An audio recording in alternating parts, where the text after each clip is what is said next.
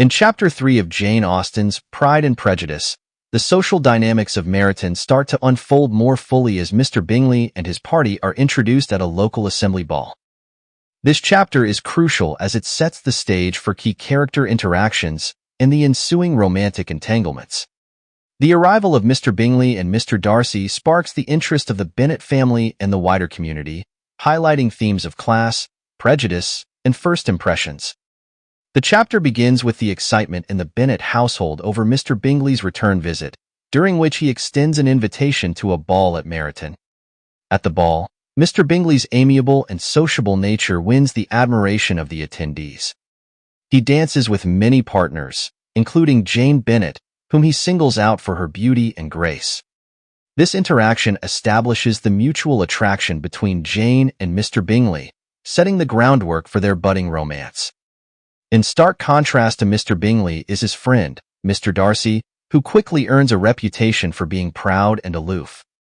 His refusal to dance with Elizabeth Bennet, whom he deems tolerable, but not handsome enough to tempt me, paints him as arrogant and dismissive.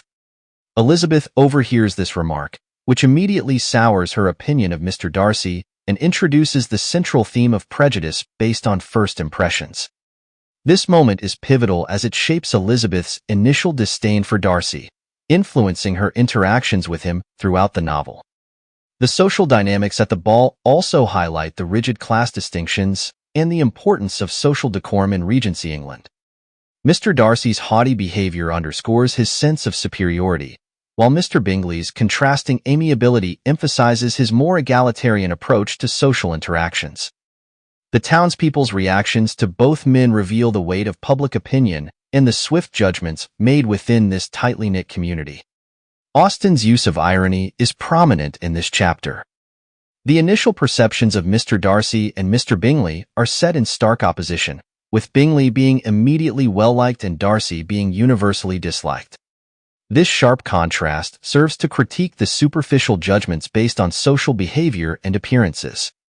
Additionally, Elizabeth's quick dismissal of Darcy, based on his insult, highlights her own susceptibility to prejudice, a flaw she must confront as the story progresses. In conclusion, Chapter 3 of Pride and Prejudice is essential in establishing key character relationships and the thematic underpinnings of the novel.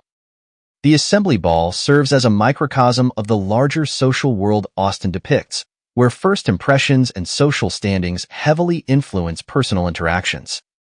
Through the contrasting behaviors of Mr. Bingley and Mr. Darcy, Austen begins her exploration of class, pride, and prejudice, setting the stage for the evolving relationships and misunderstandings that drive the narrative.